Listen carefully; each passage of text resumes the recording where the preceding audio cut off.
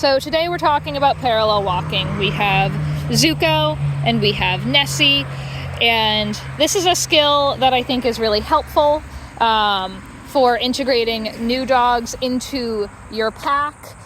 If you are adding a puppy who gets easily overwhelmed, or if you have a resident dog who is not used to other dogs or maybe can be a little bit overwhelming themselves, then parallel walking is a really great way for them to get used to each other and kind of choose their own distance. So at first, if the dogs are a little too interested in each other, I would start further away. You can see that Zuko, who is the more shy one, is choosing his own distance, and he really isn't that interested in her.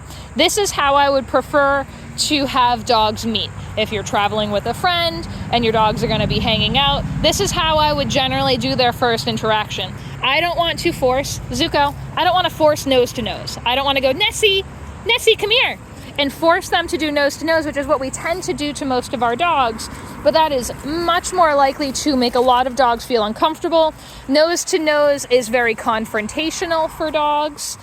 It makes them feel unsure. Some dogs are a little bit more socially easygoing, so they don't mind that as much. But for dogs who aren't, they're going to be really put off by that behavior, which is where we can get tension and growling, especially if the other dog is socially pushy. So instead, doing a nice parallel walk, letting the dogs kind of explore together, it lets them bond and experience things together without being on top of each other, so that they can learn that the other dog is not a threat or a problem. And then you can slowly decrease those distances. We've started with dogs being 20 feet apart for some pack walks where they're just not ready to handle it. But then they are doing things together, and it takes really the pressure off of them having to greet. So it's a nice activity for dogs to do.